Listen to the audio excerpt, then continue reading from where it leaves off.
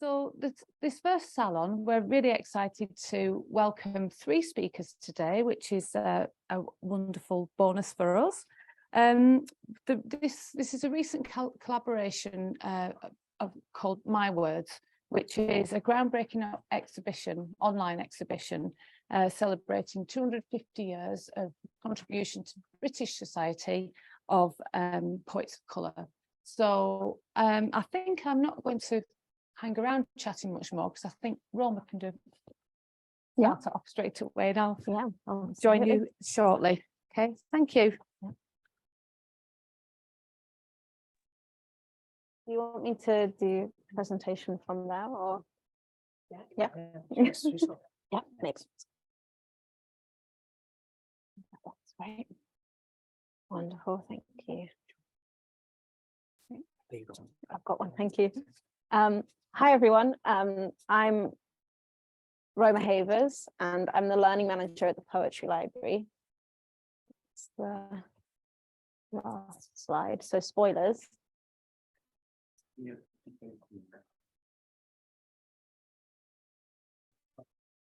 okay.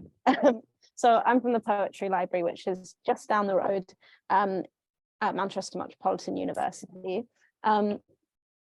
We were involved in the My Words project as a partner, and we supported with the launch of the archive that happened in Manchester last September. We had a really full audience. It was a really, really fantastic event.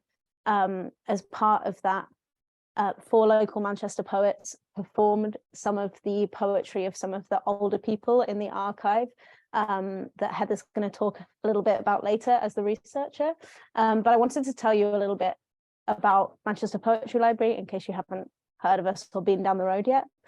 We opened just over a year ago. We're a free public library that anyone can become a member of. We are in this building, which you might have seen if you've walked down the Oxford Road. And we have a record collection curated by Anthony Joseph, who just yesterday won the T.S. Eliot Prize, if anyone noticed.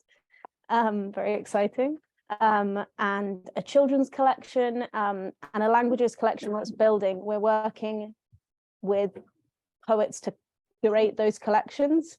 Jennifer's here today, Jennifer Lisai, who did the Chinese collection, but we also have a growing Polish collection, Urdu collection, Arabic collection, and everything in the library is post 1889, which is an interesting setup for them coming into a project that starts much, much earlier than that in 1766.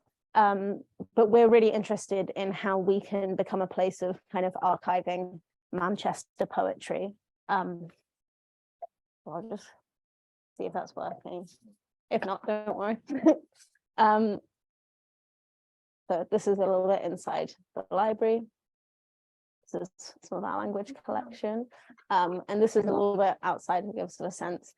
We've been kind of working with lots of projects across Manchester and making sure people get to know us, and really focusing on a co-curation model that's really led by what groups and organizations want to do and how we can support them. Yeah, this is a great picture from the event with Melanie in it. It was really, really fantastic. And we also had, on that week, we also recorded 10 more poets for the archive from the north. Antrim isn't actually included. There are some fantastic pictures of the poets, but we can't release them yet because the archive hasn't been released yet. But Shamshad, who's in the audience today, was one of those poets.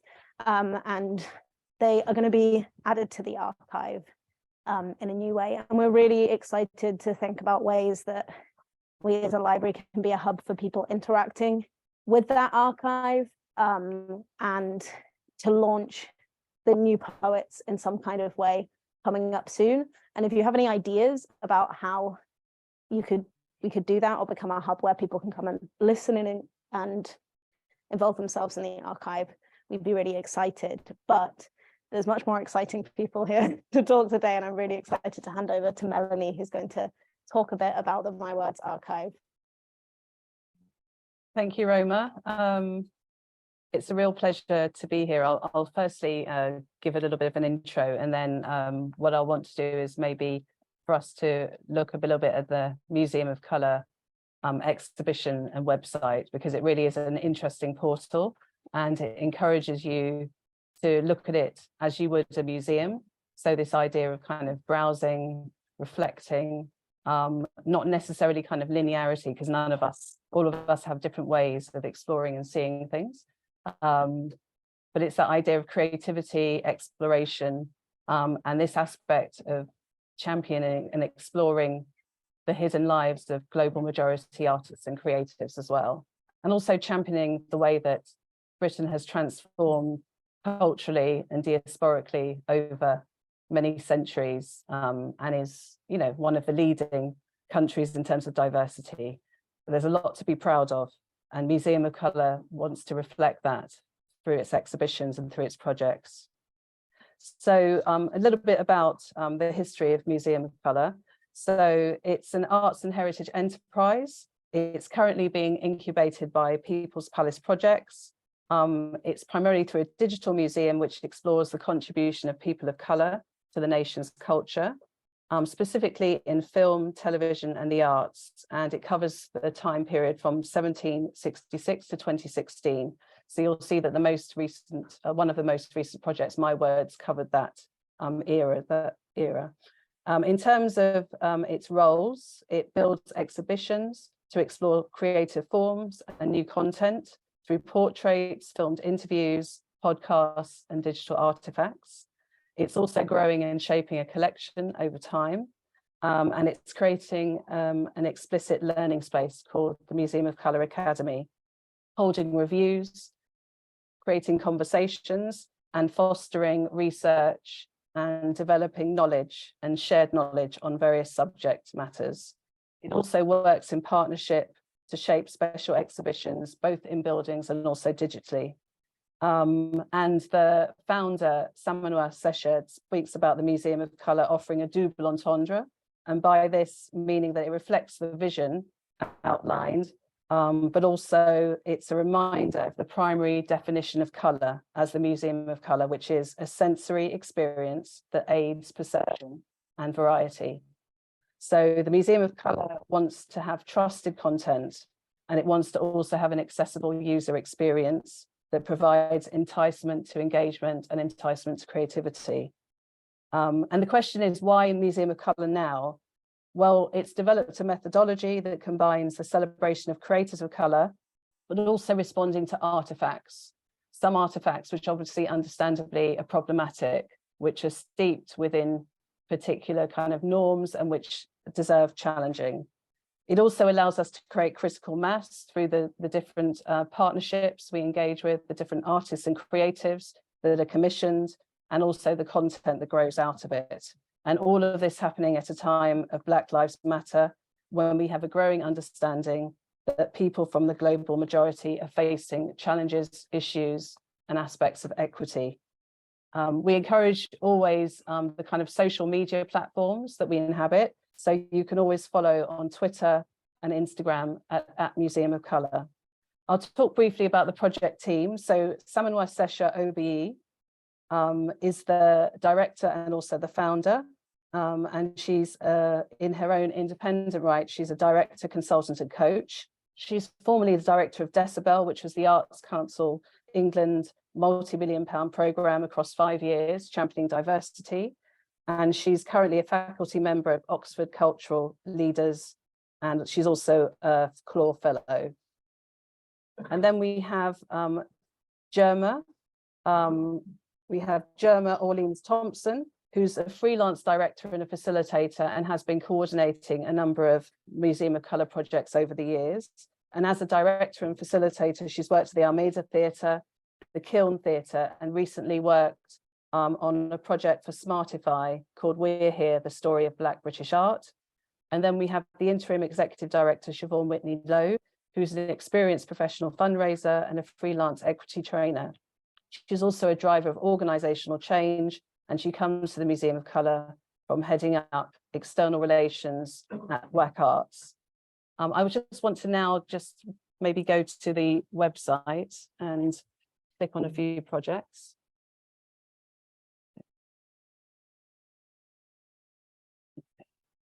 So if you can see here the homepage of the Museum of Colour, and then it invites you to visit the exhibitions. So I'm going to click on the current exhibition, These Things Matter. So These Things Matter at the moment is running in Oxford in partnership with the Bodleian Library Oxford and Fusion Arts Oxford. And you can see it until February at the Bodleian Library. And it's exploring the ways that slavery and empire were maintained, and also looking at everyday racism and discrimination through a series of exhibitions, personal responses, and artist-led content. And the idea with These Things Matter is once you enter into it, you can also explore, you can create your own alternative words to problematic language and everyday terms, and you can also explore some of the different content that's been created.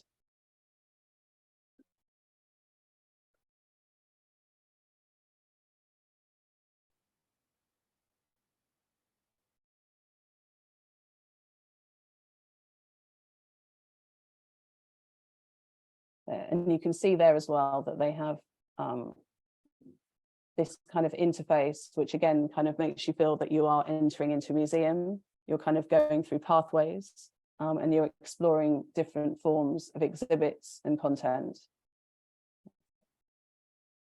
Okay. So, unfortunately, I only have a little bit of time, so I'm going to go out.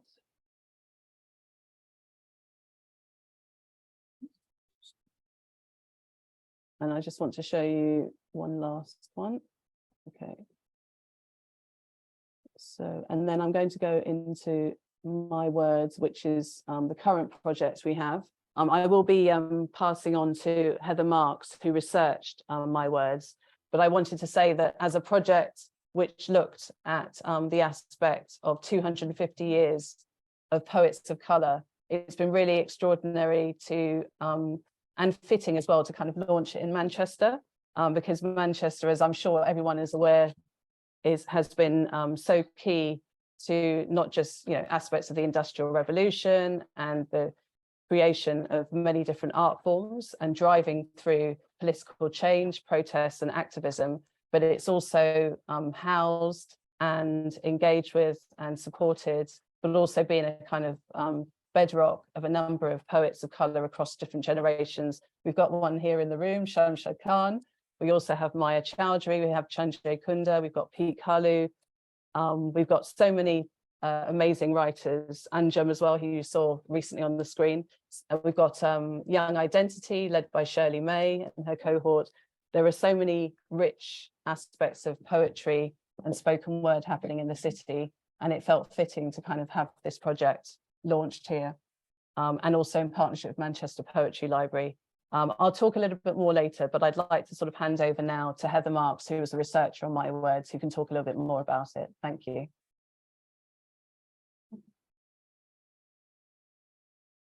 Great, cool. Thank you, Melanie. Okay, great. So yeah, I'm Heather Marks, and I was the researcher for the My Words exhibition. And yeah, I'm just going to talk to you today. I'm just going to share a few of the poets that I came across in my research. If I talked about everyone, I would be here all day. So let me just set the context really of kind of how I got involved in the exhibition, and then we'll dive in. So when Joy and Samenua first explained the idea of My Words to me, I was immediately on board, because I'm a graduate of the Masters in Black British Literature at Goldsmiths University.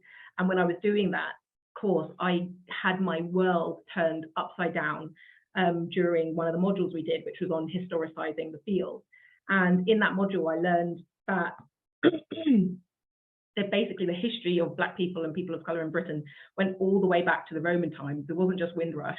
And so to be presented with a project that sought to chart poets of colour in Britain from the 18th century all the way to the 21st, that really chimed with me and kind of what I valued so much about doing the MA in Black British Literature, that I was always going to say yes to this kind of project. So as Melanie said, the My Words exhibition charts 250 years. And my role as researcher was to look at the 150 years from 1766 to 1916. So why start at 1766? It's the year that marks the exchange between the author Lawrence Sterne and man of letters Ignatius Sancho. So Lawrence Sterne might be more well known to people because he's this sort of canonical writer in the English canon. He's the author of Tristram Shandy, and you know, it's the book that's sort of still praised by modernists and postmodernist critics today, just because it was this really early example of crazy, inventive modernist literature. And so you have this figure, but then you also have Ignatius Sancho, who is, people might not know about him, but he certainly deserves to be known because he's a former slave, but then he is this very charismatic and charming and witty man who he's a composer, he's a grocer, he has this circle of friends that are like London literati, painters, theatre directors. David Garrick was his friend, he was on stage for him, and their letter exchange, it was Ignatius Sancho writing to Lawrence Sterne about kind of maybe just persuading him to be, what are you saying about slavery, my friend? And so that was the starting point, like we want to start here.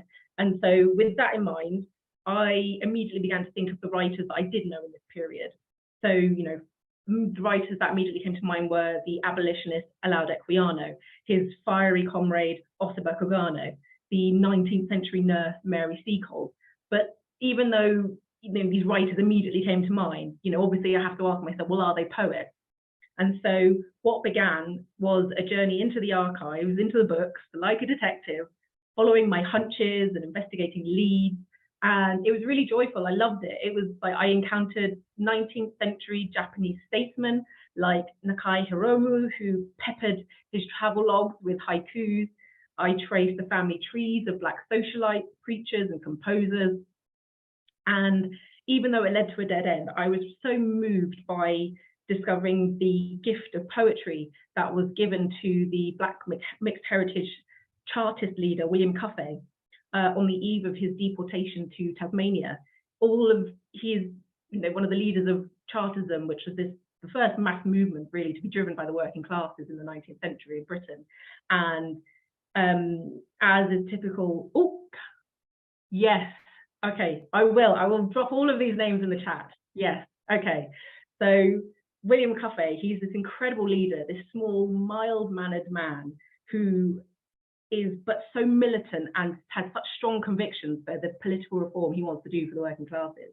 And as is typical with these people, he gets on the wrong side of government and they manage to deport him to Tasmania. But what the people around him do, his fellow radicals, they give him a book of poetry by Byron. And when, you know, researchers and archivists discover this book later, that you see how well thumbed it is. You can see the pages have been turned down and it's like got markings in it, and you just see, it's just beautiful to see like this political reformer who was like a man of his people was just also a lover of poetry. And so that will lead me back onto my next point, was thinking about the poem laterally. So to approach it in its other forms, the hymn and the ballad. And the reason why that I kind of led on from that from Chartism was because hymns and ballads, it spurned so many hymns and ballads. Because for people, it was an easy way to kind of pass on a message. You know, these hymns and ballads, they embody the Chartist values, and then you can recite them at a rally, at a march, and it really rouses the morale of the people. And so thinking about the poem in this way, as a ballad, as a hymn, it led me onto the trail of 19th century preachers, you know, whose presence was felt in Hull, in Liverpool, in Manchester, in Portsea, and then onto the trail of radical working class reformers like Robert Wedderburn, like William Cuffay. And I'm realizing how their poetry managed to echo the roar of the masses and enable that message to be spread even further. And so thinking about poetry in this way, it was just so exciting to see it go hand in hand with such important movements that really shaped Britain into what it is today. So before I go, I will end my context there and actually give you a little snippet of some of these poets that I've discovered.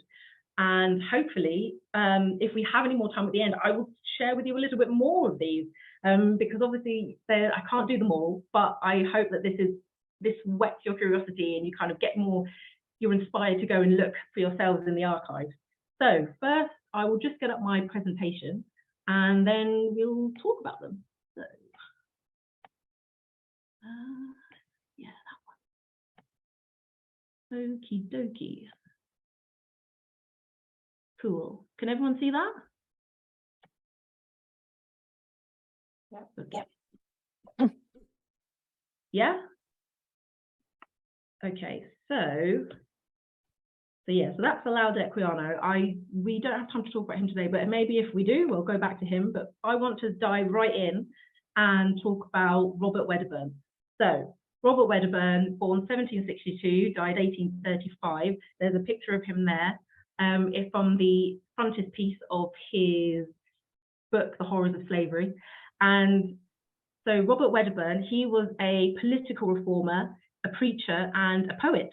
He was born in 1762 in Jamaica, the year after the slave uprising known as Tacky's Rebellion. And he was the mixed heritage son of an enslaved Jamaican woman and a Scottish slave owner who had actually come to Jamaica after the Jacobite Rebellion, the failed Jacobite Rebellion of 1745.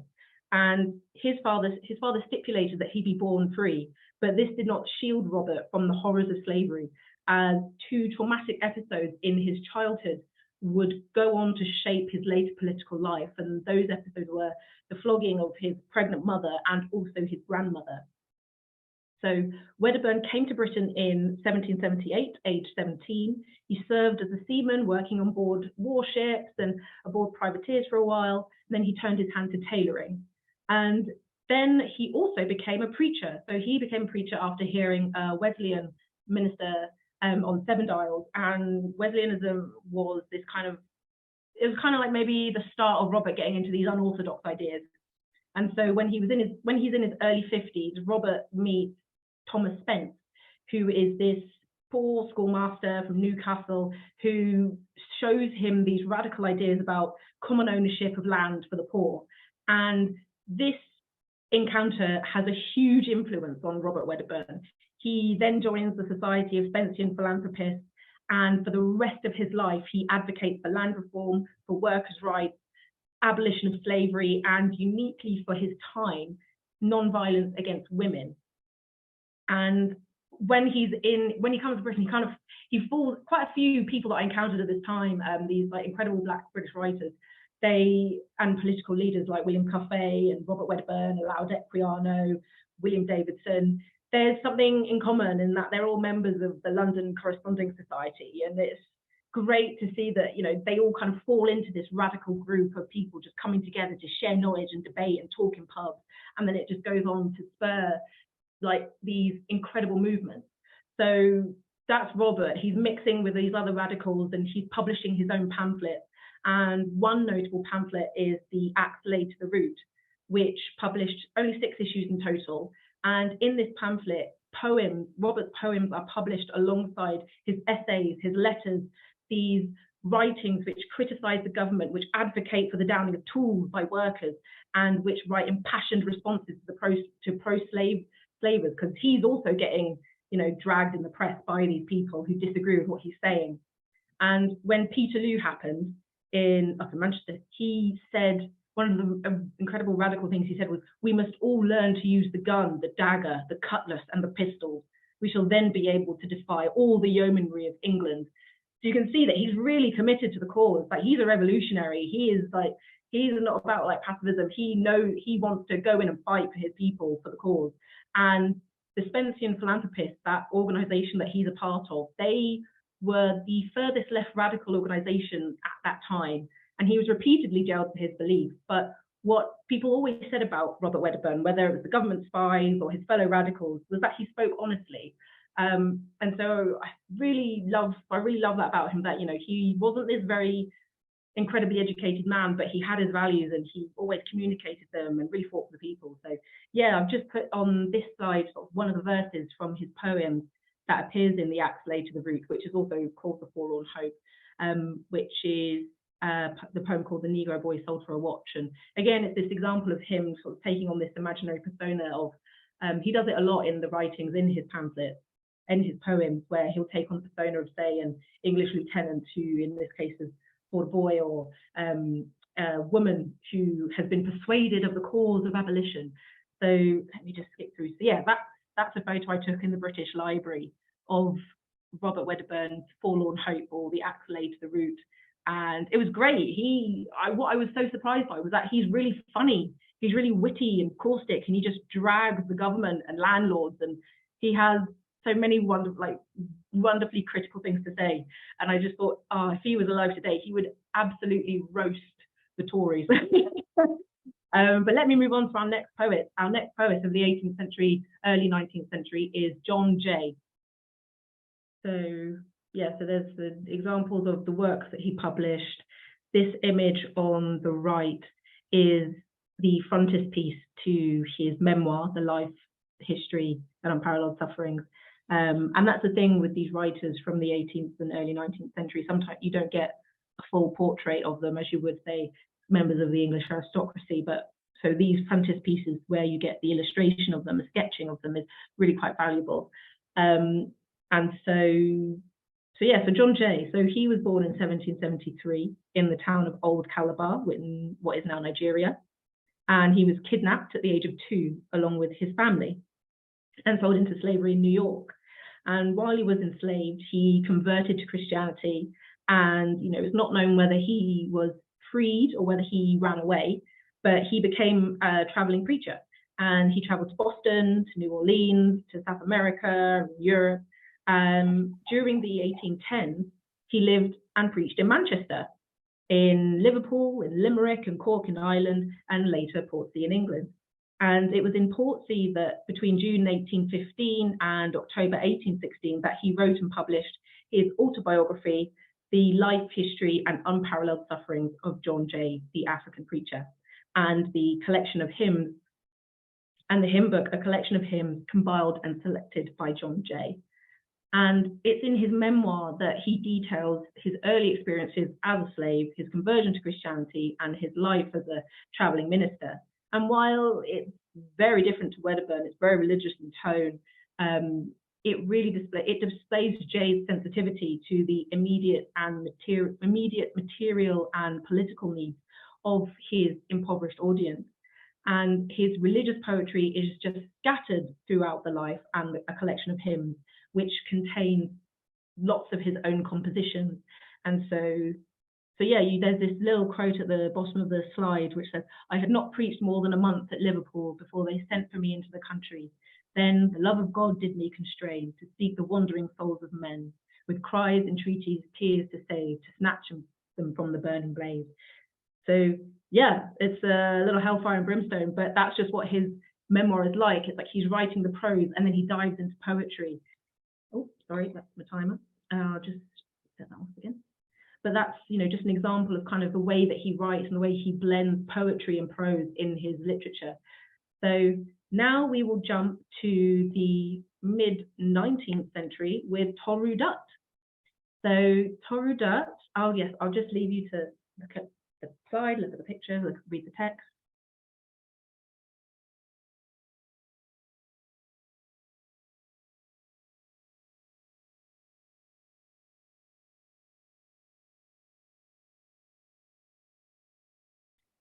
So Toru Dutt, born 1856, died 1877. She was a poet, a novelist, and a natural linguist whose contributions to Indian literature mark her as an immortal voice in Indian and Anglo poetry. And you might have noticed by the sort of birth and death date that she didn't live for a very long time. She died at the young age of 21 of consumption. But even though she only lived for a short while, she produced such a varied literary output. So she was born in 1856 into the renowned Dutt family. Many of her uncles and cousins, as well as her father, published poetry and prose. So she already has that very literary background. And she was exposed to an international education, spending time in England, France, and Italy. She would write lovingly of these places while convalescing in India. She studied at Cambridge University, was proficient in Bengali, English, French, and Sanskrit. She was a gifted linguist, and her first published collection of poetry, A Sheaf Gleaned in French Fields, translated French poets into English. And her second and most well-known collection, Ancient Ballads and Legends of Hindustan, was published, even though it was published after her death, and translated Sanskrit poems, but also included her own compositions, such as the poem Near Hastings, written about her time in the English coastal town.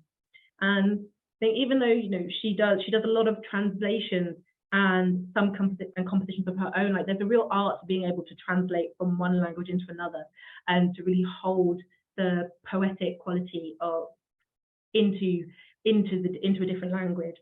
And so she published, well, there were two other posthumous works that were published: an unfinished novel, Bianca, or The Young Spanish Maiden, and a completed novel in French, Le Journal de Mademoiselle d'Arvey.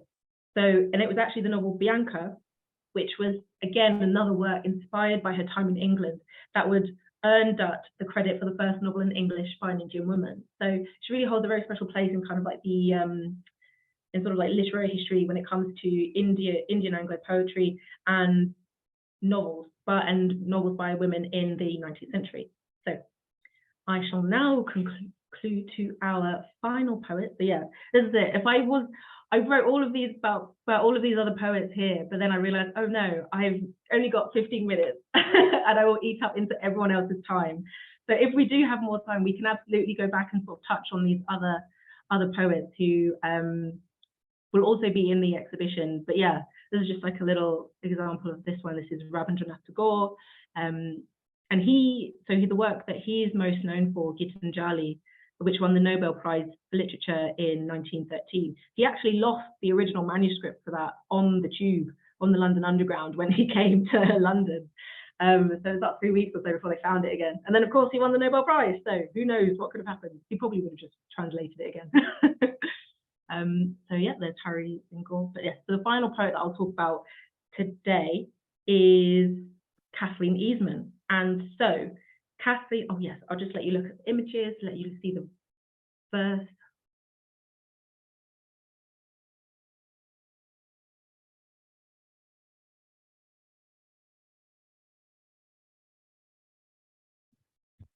Okay, so Kathleen Easman, she was a Sierra Leonean poet, performer, and education activist. Born in 1892 in what is now Accra in Ghana, Kathleen moved to England in around 1900 to 1901, so at the turn of the 20th century. She studied at South Kensington College and became the first West African to receive a diploma from the Royal College of Art. Kathleen wrote poetry from a very young age and later made multiple appearances on stage, including at the Shaftesbury Theatre in London in front of Queen Alexandra. She read her poetry in Salons in London and became close friends with the composer Samuel Coleridge Taylor. It was through attending a salon with Easman that Coleridge Taylor met the Black American poet Paul Laurence Dunbar, and it's through these friendships that Coleridge Taylor makes the shift in his music to begin exploring his African heritage and bring it to a classical stage. So it's just really interesting to see how people in different fields, so you've got the classicist, you've got composer and music, and the poet in the literature side, kind of actually how these collaborations across genres and across fields can really have such an influence in our culture. And so, as well as the collaboration with Dunbar, Coleridge Taylor set Easman's poems to music, and they were later published as 5 Fairy Ballads in 1909. And so the image that you can see here of the sheet music here, 5 Fairy Ballads, that's actually my own copy. I found it, Oxfam was selling it on the internet, and it's a first edition, it's from 1909. And so I was like, oh my God, I immediately have to get this. So I'm really pleased that I actually have that little artifact of history. And through 5 Fairy Ballads, Easman's poetry would go on to be performed at the Royal Albert Hall in 1914. Easman returned to Freetown, Sierra Leone in 1917, and with her aunt, she set up a vocational school for girls at a time when education for girls was really few and far between. You know, she would come back to the UK often to do fundraisers here in the UK and in the US, and she drew on her performance background, on her poetry, to help raise the funds for her for this vocational school. And so unfortunately, she died at the young age of 32 in 1924. And in her obituary, the Times described her as one of the most cultured women that West Africa has yet given the world. So that's it from me, but I thought a really nice way to close out this whistle-stop tour of 18th and 19th century poets would be to listen to one of Eastman's poems that is sung by the wonderful soprano Elizabeth Llewellyn and composed by the incredible composer Samuel Coleridge Taylor. So.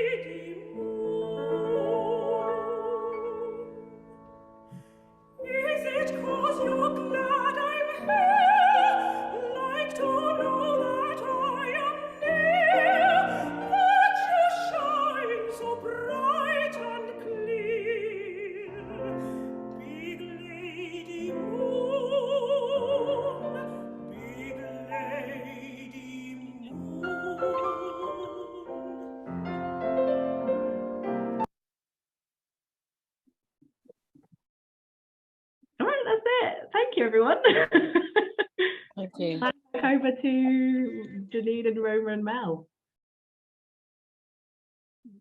Yeah, thank you, Heather. Wonderful. And I think as well, there's some aspects of looking at the legacy across different generations, which has really come through my words. In that when we launched it at Manchester Poetry Library, there was such a rich gathering in the room of poets that, you know, a global majority poets who had contributed to those generations of rich poetry and literature. And I think these projects are not just about the exhibitions and the content that they produce, but it's also about the social nature of them and the gatherings, you know, even the gathering today, you know, sort of poets, artists, creatives in the room, people who are making a difference, not just to arts, but to the way that we see things and the way that we engage with things, I think is equally as important, you know, and I think that's something that Museum of Colour is doing through the way that it builds its teams, through the way it fosters its partnerships, through choosing where to stage, which cities to stage its work, and choosing which ways that it will collaborate, as well as, you know, make accessible through digital platforms as well. So that, for example, you know, people across the world, as long as the time zone works, can attend this event. So I think those kind of aspects are really important for contemporary culture. And just like a kind of growing organization, because we are, you know, we're a small but agile and nimble organization, we are also learning and iterating as we develop as well as a relatively new project. So yeah, so Heather, thank you very much for all the efforts you put. You know, you can tell from Heather's kind of way of presenting that she's not only very rigorous in terms of the research, but she's also excited about the content. And it's just really nice to have sort of team members who, you know, share that excitement, but also are part of that sort of global majority range of artists and creatives who are actually setting the scene as well. And I think also within all our partnerships and our groups, there's also this great importance of intersectionality. Because I think another thing we do is we talk about race and cultural as though they're kind of separate aspects, when actually we often don't talk about the intersectionalities and all the different lived experiences that are really important in the way that we make and create and relate to each other. And I really think that that's important. Should we maybe go to questions? Because I kind of think that there've been chats coming through. I haven't brought my glasses, so someone will have to help me with the questions that have been coming through. But yeah, or any questions from the audience? Yeah, so I think it would be good if we can start with questions from the audience. Yeah, we've got lots of very positive comments coming through the chat. I don't know, Ted, is there anything come through been specifically answered? No specific questions, no. Yeah. No, Has okay. anybody got any questions from the audience? Any thoughts? Just where are all the books? Where are all the poetry books? Where?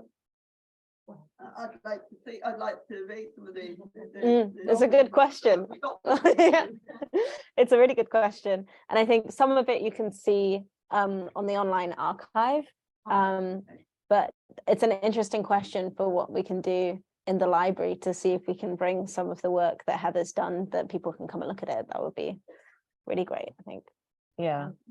Yeah. But there is the I don't know if you've been to the library here, or the race relations library. There's you can pop over afterwards if you like. There's an absolute amazing resource of all sorts of books there, and obviously the poetry library has. Have you been to the poetry library? No, I haven't. I didn't know it existed until I signed up for this this event. I'm just wondering how come I missed it. That's all. Well, we haven't been open that long. We've only been open a year, so but we'd love to have you down. And if anyone wants to walk down back with us after this, we'll be heading back down that way. Yeah, and the library's special in terms of being, you know, the only library dedicated to poetry in the north of England, you know, and in addition to that, there's also obviously the British Library, which is a huge repository of information. I mean, this isn't sort of like an issue that Museum of Colour needs to tackle, although obviously we're keen to explore and challenge aspects of inequity, but over decades as well as centuries, obviously certain books have not been championed beyond a certain time and they've gone out of print. So there is this aspect of some books will not be in print now. Some of that's being remedied. Certainly in the last few years, there are a number of publishers that are taking more time to look at books out of print and kind of republication. So there is seemingly a bit more activity about that in terms of where are the kind of global majority voices that were astounding and significant that we haven't fostered and developed and championed and made available to the public. So that's another kind of separate issue. But certainly in terms of the kind of contemporary artists, there are a number of contemporary artists who do have books in print, which will be available at Manchester Poetry Library. Some of them will be available online, in that there's been some online publishing. Some of them will be housed in the British Library, which obviously has a role to make sure that they're also keeping publications alive and fresh. And then others will be available through independent publishers. And again, independent publishers are really important to the literature scene as well. They help things to kind of flourish. And then sometimes what independent publishers do is then taken up by mainstream publishers, you know, so there's a lot of symbiosis and a lot of kind of ecosystem kind of happening with regards to that. But thank you for asking that question, because it kind of triggers this aspect of the importance of keeping voices alive, whether in print or online. You know, there's also this aspect as well about there are a lot of poets who are very good orators, and some of them won't necessarily have moved towards publication, but a lot of the work that they're doing and performing deserves to be housed, you know, whether that's through audio or whether that's through podcasts, or whether, you know, so I think there's another kind of growing area. And interesting, we're seeing the kind of growth in podcasts, but it tends to be sometimes a bit more celebrity led rather than kind of led by where is the kind of good and interesting and challenging art to be found. You know, so I'm hoping that there might be more ways in which it won't just be about the money in the market and industry, but more about where good art lies in coming years. I think the archive is a great step in that direction, with so many audio recordings and recording of poets now who maybe have had a long history of making poetry but haven't been published, or and also in our record collection we also have lots of poets who didn't necessarily write a traditional book but have produced a huge amount of work. So if you're interested in that side, I recommend that as well. Just following up that, we congratulate you on the whole of the museum as well. But in terms of making it more accessible, because it's really beautiful to have the audio, but just hearing here in terms of things that have been raised in terms of having either BSL or captions on where you've got audio, have you got resources to be able to make that more of a priority? To some extent, we're very project led. So what we tend to do is we create certain projects, and then we'll look at the accessibility around them. But sometimes there'll be kind of funding criteria and funding kind of aspects which we won't consider, in that there are certain outcomes that we're choosing to deliver, and we have to kind of meet those, and then certain kind of other possibilities and opportunities come out, and then we have to seek further funding.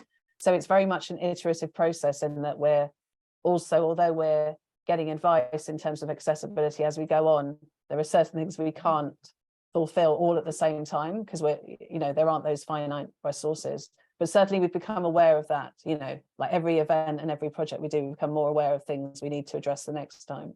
That often is the case in terms of that intersectionality, but also just in terms of creatively, that when we do, and I understand the challenges in terms of making it, but creatively it actually brings in lots of aspects that we haven't considered. So just to re-encourage that becoming more and more of a priority. And it for all of us. And it might be through partnerships as well, in terms of Museum of Colour has been kind of viewed, and in some ways it's been recognised, but there's still this aspect of being a kind of organisation that's yet to maybe, you know, reach the kind of captive funding that it deserves, you know what I mean? Because we've been in precarity. So we're hoping as well that we might attract those partners who are fit for purpose and who are dedicated kind of champions of accessibility, but also have the resources, and then we can all be stronger together.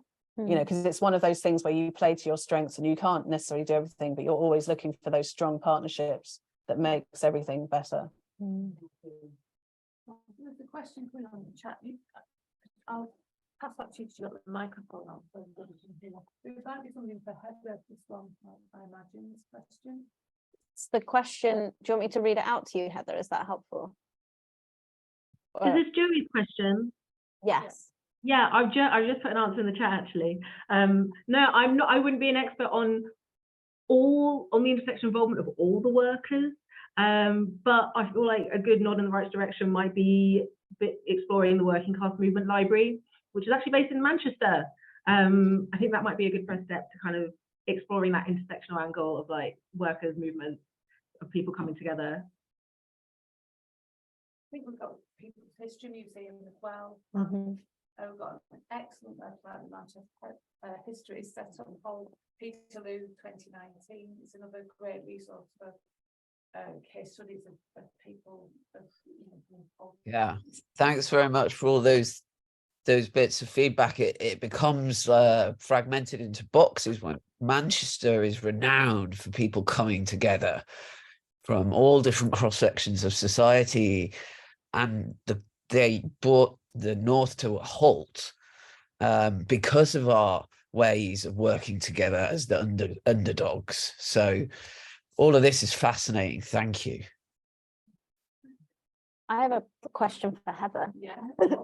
I wondered if there was an aspect after this amount of research where you would love to explore further, or has opened up other areas of your work that you're interested in. Yeah, I think I'm really curious about the London Corresponding Society, and kind of like just seeing how much it cropped up in my research.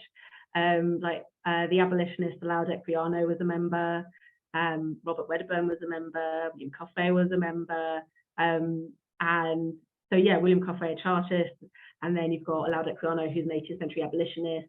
You've got Wedderburn, who's also an abolitionist, but also like a political, like land reformer. And then you've also got William Davidson, who is another Black mixed heritage early 19th century figure who gets caught up in the Cato Street conspiracy. And they're all part of this, like, it's almost like a subscription group. Like you subscribe, but then you share around these really radical pamphlets, and then you debate the ideas, and then it's just sending these like thinkers off in these directions where it's having such an impact on people's lives. So I'm quite interested in exploring that, and I guess I would just like more time. I just like to have a bit more time to go into the archives. Yeah, because I think there was a whole list of people who I thought, oh, it'd be really cool to maybe explore that angle a bit more, like these Japanese statesmen who were kind of just passing through, but they were just writing haikus all the time. And I just thought that was amazing. So I just thought, oh, maybe there's a bit, I'd quite like to spend a bit more time maybe exploring that angle. Because I just thought that was beautiful. It was very similar in the way that John Jay was, he's writing his prose, but then he just suddenly dips into poetry. You just think, whoa. I mean, it's kind of like what Claudia Rankine is doing. Like you have prose poetry and then you have like more traditional verse. And it's like kind of this fusing of forms. And I just thought that was really, really fascinating. Yeah. Anybody want any questions? It's kind of not quite enough time for you to talk about another person, another poet, Heather, unless you've got a couple of minutes you can spin through one, or Yeah, sure. That's absolutely fine. Okay, let me get it back up. Yeah. Okay, we'll have to pick one. All right. So we did Kathleen. So we could do Sarojini. So if I go back. Yeah, so Sarojini Naidu, I guess hopefully I'll be quiet for a little bit more so you can take in the slide.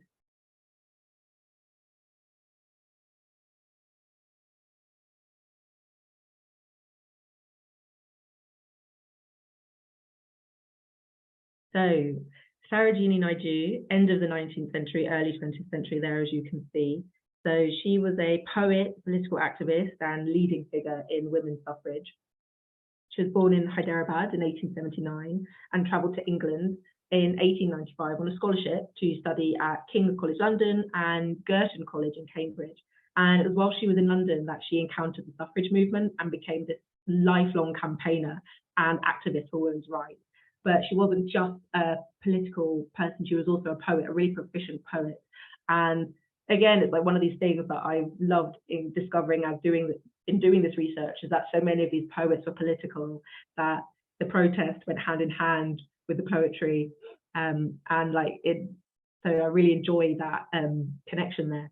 But her early writing, it caught the attention of the authors Edmund Goss, Arthur Symonds, and W.B. Yeats.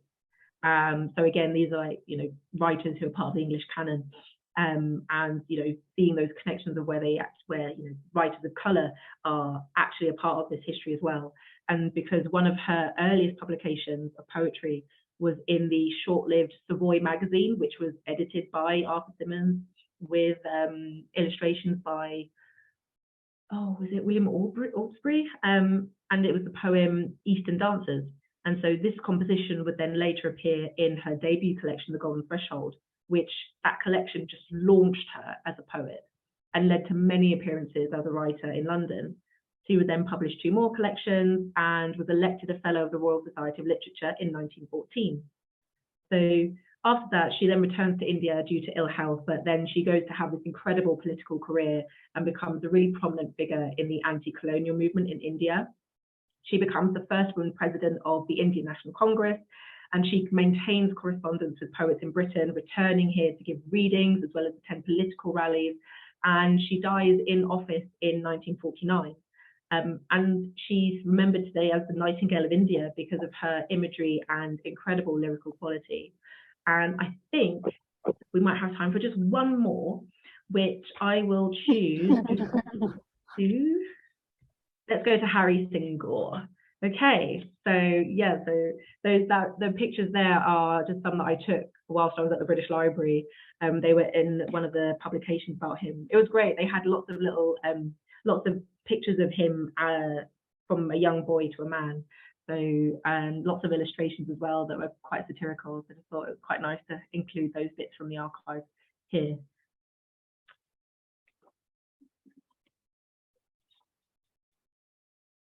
So Harry Singor, born 1870, he was a poet, a barrister, an educator, and a social reformer. Again, another poet and political person. He studied law at Cambridge, was admitted to the Inner Temple in London, and it was while he was a student at Cambridge that he earned this reputation for himself as a poet, and made the acquaintance of George Bernard Shaw and Lord Alfred Tennyson. And in 1909, he published Stepping Westward and Other Poems. And it was this collection which again launches him as a poet, gets him elected as a fellow of the Royal Society of Literature. And you know, he's doing his poetical things here in London and England, but then when he returns to India, that's, you know, he gets into his political life and becomes a major reformer for the rights of women, introducing bills which raised the age of consent for girls, allowed women to practice law, protected inheritance rights for women heirs. And this first collection, Stepping Westward, is dedicated to Lord Ripon, who is considered to be the father of local self-government in India. So that's Harry Singor. And I'm annoyed with myself that I didn't take a picture of his poem whilst I was in the library. I was too busy taking pictures of him. So yeah, I think that is all we have time for, but thank you very much. Oh, that was amazing. Very, very well fitted in. So, Melanie and Roma, have you got any sort of final coming up sentences or? Yeah, it's been really, really fantastic. I'm sure you can all agree that you'll want to explore the archive after this and go on the website. Do keep an eye out for other things happening with Manchester Poetry Library. We've got more events coming up, and we will be launching those 10 poets we recorded in some way, in some capacity, and soon. So keep an eye out for that as well, and do head down with just about a 10-15 minute walk just down the road. Yeah, and thank you to Roma, and thank you to Janine. I wanted to mention that the next Museum of Colour project, please look at the website, will be A Very British Rhythm, which is looking at the dance art form, and it's got some really interesting collaborators and partners, including Arts Council England, the Strange Cargo Festival in Folkestone, but also the Science Museum, Leeds 2023 and Sadler's Wells. So please look out for that later this year. And I just wanted to sort of say, with Manchester Histories Hub, it's a really important space, both in person and online, for engaging with local histories, but local histories that have global impact. So thank you to Janine and her team for hosting us today.